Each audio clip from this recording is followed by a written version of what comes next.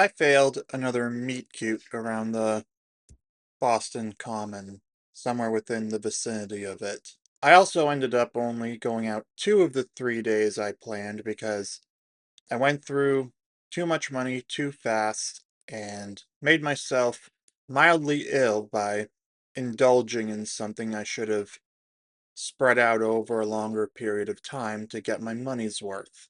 But before we get into all that and all the other adventures I had over the 2 days I did make it out, be sure to give this video a like. Comment what you think about all this. Subscribe for cultural commentary and rants from a man caught between generations. And last but certainly not least, feel free to join me at the Zillennial Nexus Point Discord. Link will be in the description below. Well, anyway, during the week I discovered a new train that gets me to South Station over an hour earlier. The trade-off is I have to wake up early, so I now wake up at 5:30 a.m. rather than 6 a.m., but over the long term, I'll be able to do that consistently and be able to make it to the necessary train that again gets me to South Station an hour earlier than the other train I was taking. And the station is right next to a Dunkin'. I forgot to mention this, it's at a different station. It's the next stop after my usual departure point.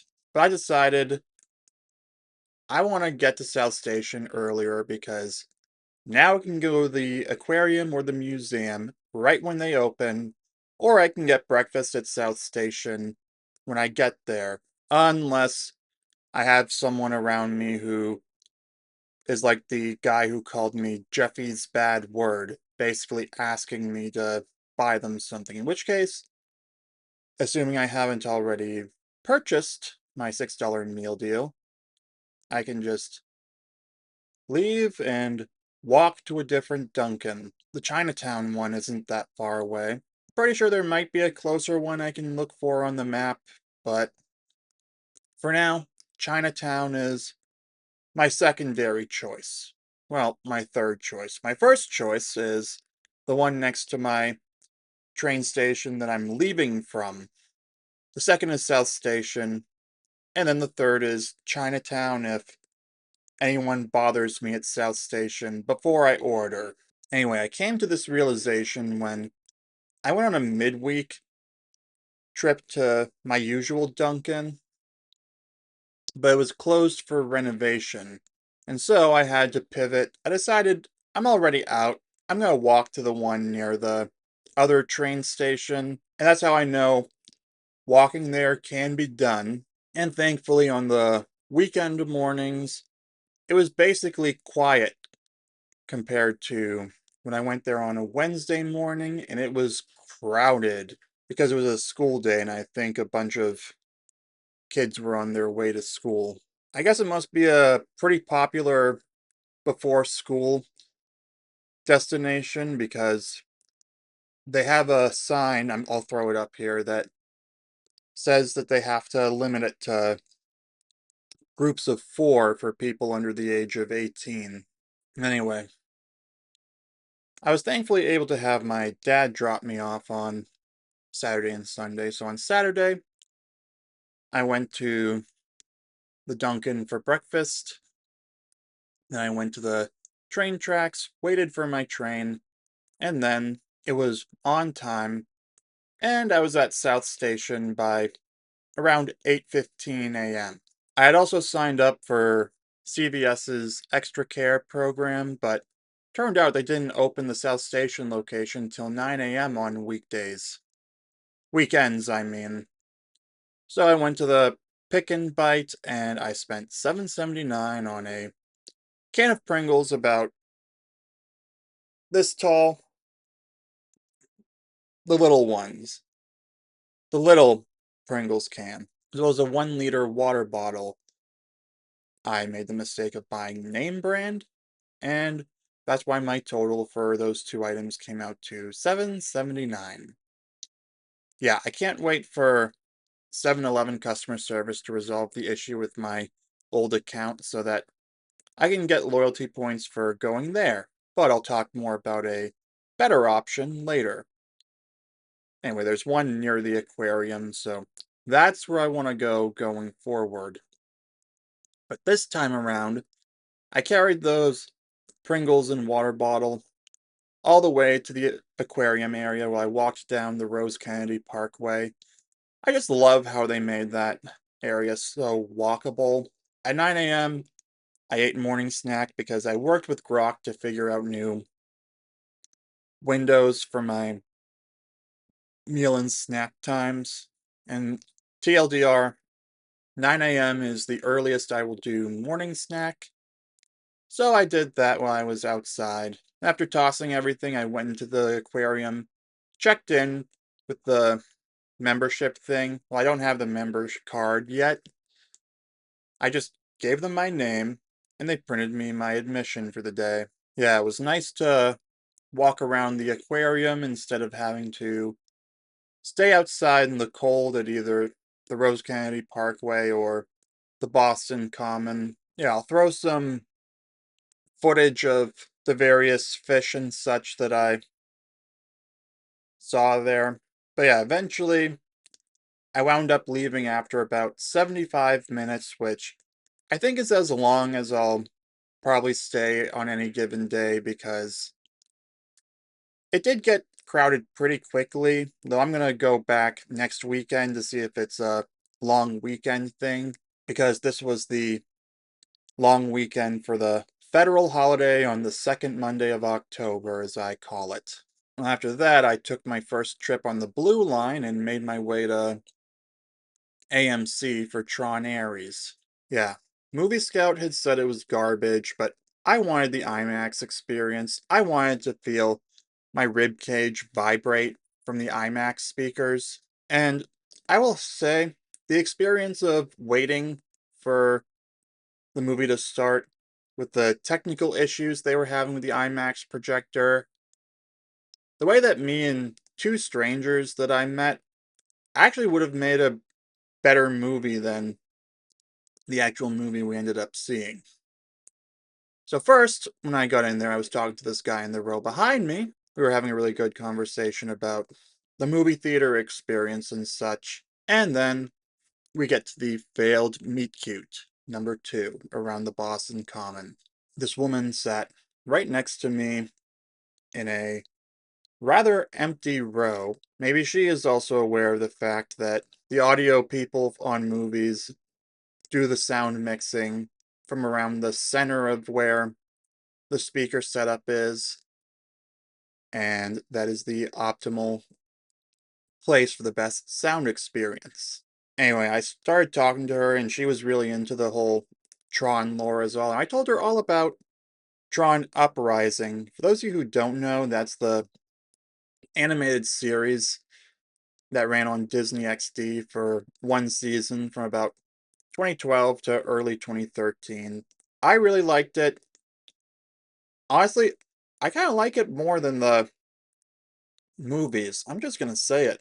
And yeah, after noon, which was the start of the showtime, which meant that's when the previews should have started, nothing was coming up on screen. But I still had a good time talking to her and the other guy about other things with the movie in general, my Boston adventures, bragging about how I went to the aquarium earlier and how I was going to the Museum of Science afterward, and I'd probably have to reduce the amount of time there, but as a member, that's not a big deal because I can just come back another time. And if for some reason I ended up losing out on, if I ended up missing my 4D theater showtime, it was only $2 that I paid, so if I missed that, not a big deal. At some point, closer to 12:30 or so, an employee came in to update us on what was going on with the IMAX projector. And I told the woman who was sitting right next to me and the guy who was sitting behind me all about how the reason it's like that is because it's not as simple for them to fix it as it was back in, say, 1999 when projectors were literal film reels. I cited my experience as a movie theater employee, and told him how my former boss would actually bring literal film reels to the old location that he worked at back in the 90s. Yeah, it was fun to see their reaction to the fact that I actually used to work at a movie theater, so I knew what I was talking about. It's good to know that I have some level of expertise on something. But eventually, we actually decided to leave the auditorium after giving them till 1 p.m. to get it back up and running, though. We kind of lingered next to the door a bit longer, I guess out of hope. And I did use my A-list ticket, one of my A-list tickets to reserve an evening show of Roofman to be my official Saturday movie, because if they weren't going to be able to get the movie up by a certain point, I wasn't going to miss out on the Penguins 4D show that I spent money on a ticket for. I almost left, but then they got the movie working, so the three of us all went back into the theater and the IMAX countdown played, and then the movie began. The movie ended up being all style, no substance, but hey, I got what I came for. Ribcage shaking, IMAX sound. So yeah, I held on to the readmit pass that they gave me I gave to a friend yesterday as I record this on Tuesday. But yeah, after the movie, I was able to rush to the Museum of Science after a quick goodbye with the two people I'd hung out with. Yeah, the woman, she moved a row further down than where we had been, and maybe I should have stuck with her, me and the other guy, and we would have been like Harry, Ron, and Hermione of the movie theater experience. But either way, after the movie, we all had a nice, quick little talk about how the movie itself was, and that was it. I stayed through the credits, which I'm surprised they went all the way through because it went past 3 p.m., which is when the next showing in that auditorium was. Maybe they delayed all the shows, maybe they canceled one of them. I don't know. I just know that when I got on the green line, I accidentally went into the Copley West side, and because of the way it's structured over at the Boylston Street stop in, what is it? The Boston Common, I had to use one of my rides. I bought 3 rides that morning, used one to get from the aquarium to AMC, and I ended up using one just to get into the wrong side of Boylston. And so once I get into the right side of Boylston, the one that was headed towards North Station and Medford Tufts, I had to walk home later. We'll circle back to that. But yeah, once I got on the green line, oh boy, it was crowded AF. Like, we were all packed in there like sardines, which I assume was mostly Orange Line refugees, because the Orange Line south of North Station was down for signal repair or something that day. Well, the whole weekend. So I assume it was all Orange Line refugees, because the majority of them got out at North Station, and I actually had to step out of the subway car just to give people room to get out, and then I was able to get back in. I mean, it wouldn't have been the worst thing to walk from North Station to the Museum of Science. I've done it before. It's only a 15-minute walk, but I decided to go all the way up to Science Park, and then I got out there, had a nice chat with some guy who was into the older Tron movies, and I didn't say really much about Ares. I just said that, yeah, it was alright. It's a good IMAX experience, but not as good as Legacy. Anyway, once I got to the museum and checked in with my exhibit halls admission, I sat down across from the Tamarin in the Hall of Human Life and finished my Tron review because they have a couch in that room. Anyway, I basically spent 3:45 to 4:20, no, 4:15 wandering the exhibit halls as much as I could and making note of things I could check out the next day, since I was going back the next day. Like, I checked out their perception playground, or at least a quick version of it. I mostly stuck around the third floor because that's where the 4D theater was, so I wanted to be able to get there as soon as my timer went off at 4:15 so that I could check in for my 4:20 show. And I am so glad that I chose the 4:20 show instead of 3:20, because if I had chosen 3:20, I would have missed it. I would have had to spend another $2 to see it, or I would have had to just take the L because Museum of Science tickets are non-refundable. Towards 4:45 p.m. when this wedding that had been booked for the night the people for that started showing up, because for those of you who don't know, you can actually book the Museum of Science for a wedding. True story. You can book it for private events in general, but weddings are just one among many things. Let me know in the comments what you would think if someone you know hosted their wedding at the Museum of Science in Boston. I'd love to hear what you'd have to say about it. Well, as a result of wasting that ride because I got on the wrong side of the Boylston stop, I decided to just walk from the museum back to South Station because I had time. Along the way, because I walked right by the TD Garden, there were people in Bruins gear, obviously headed to the game. I had a little fun shouting, "Go Bruins!" when I walked by them, and I had some pretty fun reactions to it. Anyway, I got home, made dinner, brought in my protein bar purchase, and I started up Tron Uprising, which is now my primary TV show because I'm on the verge of canceling all my streaming services and then just only watching what I purchased digitally, which, like I've said before, is a happy halfway point. Oh, I talked about that with the woman who sat next to me at Tron Ares. It's a good halfway point between physical media and owning a copy of it, as well as the convenience of streaming, where, yes, you need an internet connection, but you have indefinite access to it. You don't have to pay a recurring fee. That's what I'm trying to get away from so that I can binge real life.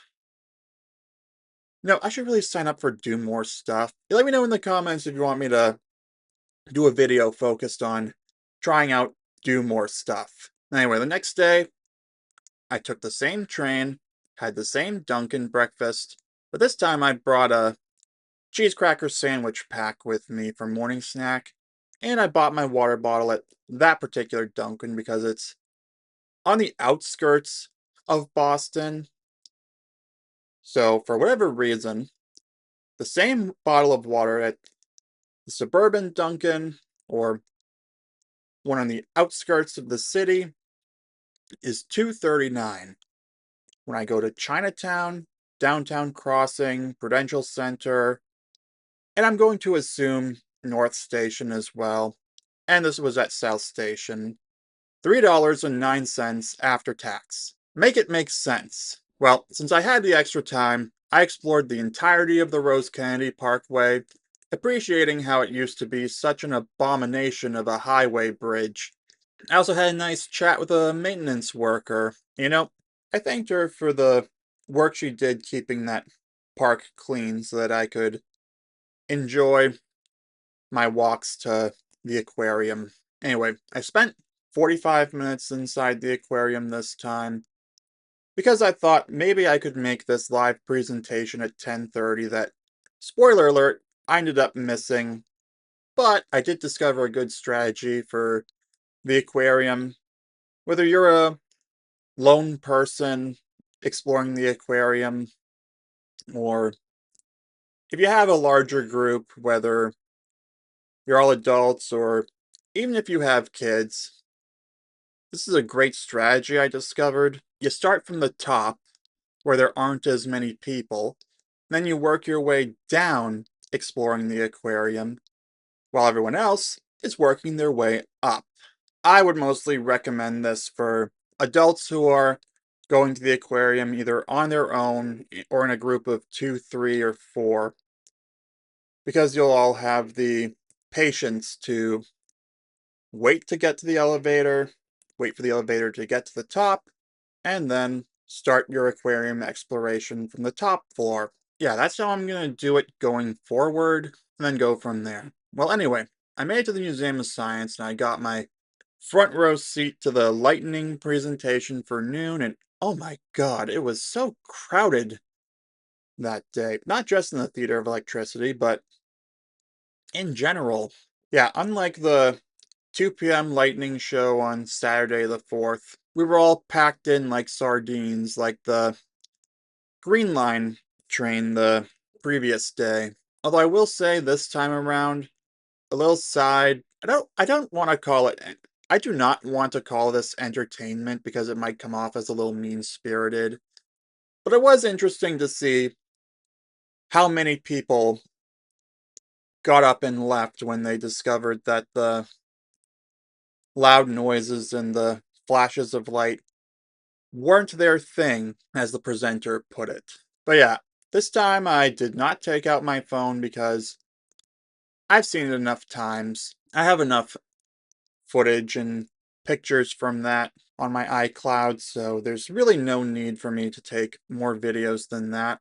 After Lightning, I went to the Riverview Cafe. The pepperoni pizza and the can of Dr. Pepper was decent, but I think in the future, I'm going to set up my visits with the timing of my exhibit halls, exploration, and any immersive theater shows so that I can go to Blaze Pizza and, yeah, I have to walk an extra half a mile and pay an extra 47 cents compared to a pepperoni pizza and a can of soda with my membership discount factored in.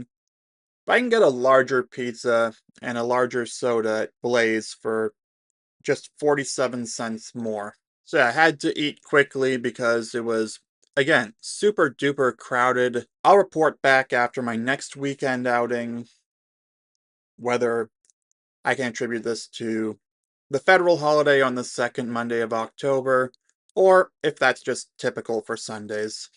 With the extra time, I explored the vending machines and the gift shop because, like I told you, I'm not going to get the Dippin' Dots again because those are way too pricey compared to the vending machines. But I found out the vending machines had the price of what I had gotten last time went up from 4.85 to 5.10. That would be a bag of chips and a can of water.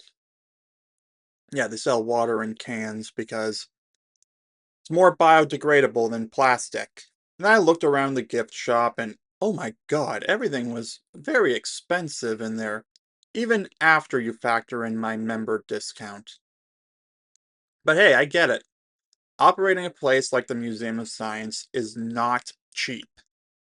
They have live animals, they have exhibits, maintenance. Contrary to what some people say on the internet, greed is not always the driver when it comes to price hikes. Sometimes they have to make money. I'll talk about this in a separate video, but I just wanted to say I don't hold it against them. I mean, technically, I'll be paying more for Blaze Pizza than a pepperoni pizza and a soda at the Riverview Cafe. Although, based on my past two experiences with Blaze Pizza, I have reason to believe I'll actually be able to sit down somewhere and enjoy my food this time around. Oh, and they have the loyalty program, so every time I reach 30 points, I can get a free dessert that I can hold on to for afternoon snack. After lunch and all that, I went to my planetarium show, Explore the Universe, which was sold out.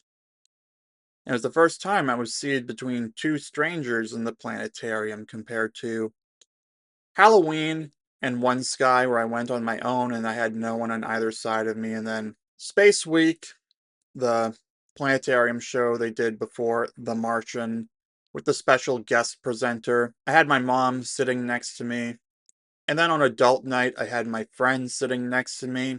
But yeah, I really enjoyed Explore the Universe because instead of just being a movie that was projected onto the dome screen, we had an actual presenter and we had crowd participation, which I think is better for families in terms of being able to let children interact with the presentation, meaning shout out the answer, but it's not dismissible for adults like the Big Bird show, which is the only planetarium show outside of the two that are exclusively for school groups that I chose to just outright skip on future outings. Well, it's not like I can go to the two that are locked behind the school group thing. They're only for school groups. Anyway, I also showed the presenter my stargazing photos because on Friday I went out stargazing because my driveway has a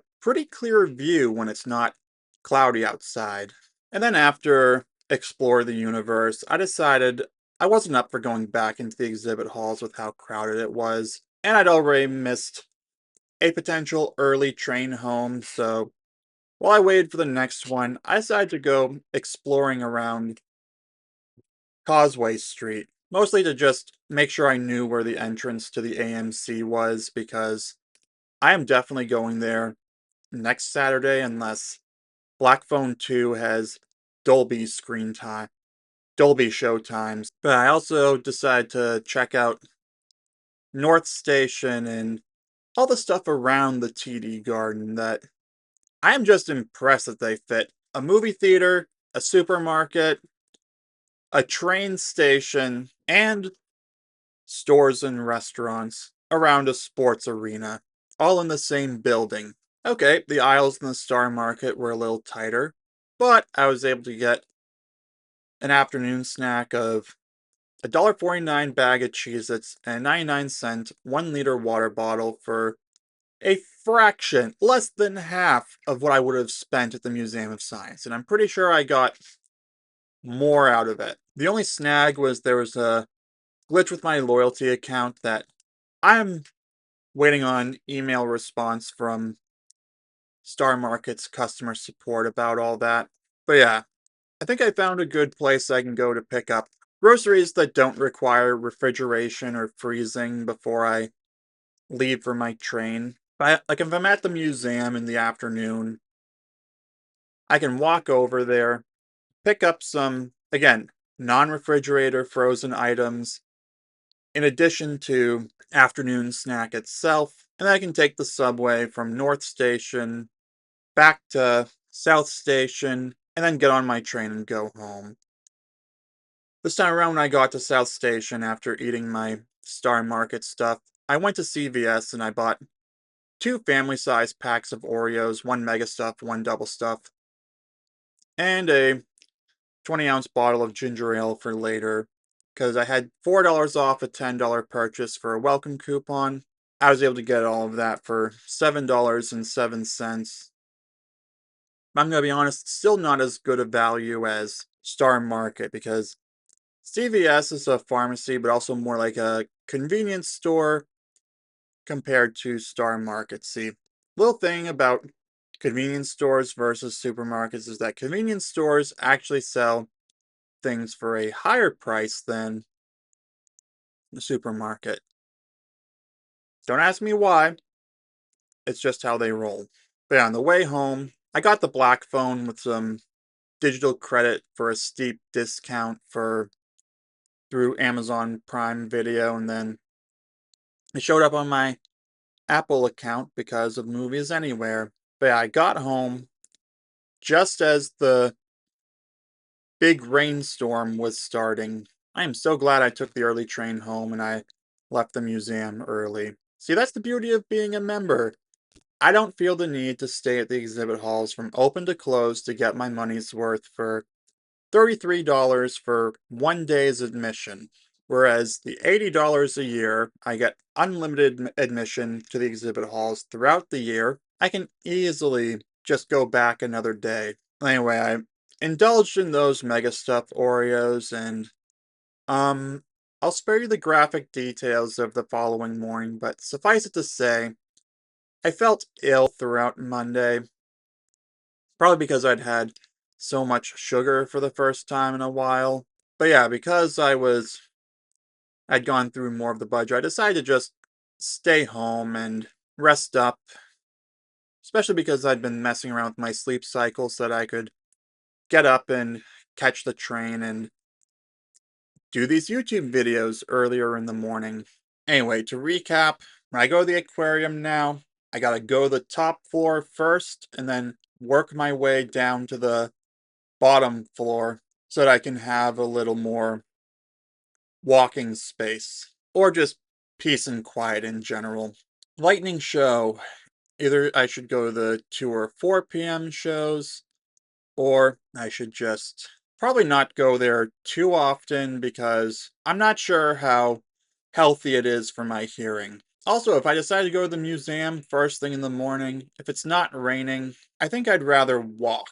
Because if I eat breakfast before I get on the train to South Station, I have 45 minutes I need to fill before the museum even opens when I arrive at South Station, so I'm either going to have to wait and eat breakfast when I get there, or go to Chinatown if I have a possible Jeffy's Bad Word repeat. But yeah, maybe I can save a little money by walking to the museum, walking from the museum to North Station slash the TD Garden slash whatever you want to call it. I think it's called the Hub at TD Garden. So I'm going to wrap it up here for the video on that note. Be sure to let me know in the comments what you think about all this, whether what you think about having your wedding at the Museum of Science, what you think about my second failed meet cute at somewhere on Tremont Street in the last month now, or if you think the particular sense of overcrowding at the museum on Sunday was due to the long weekend, or because that's just how it usually is on Sundays. I'd love to hear what you have to say. Be sure to also give this video a like. Subscribe for cultural commentary and rants from a man caught between generations. And last but certainly not least, feel free to join me at the Zillennial Nexus Point Discord. Link will be in the description below. Thank you for watching, and I'll see you soon.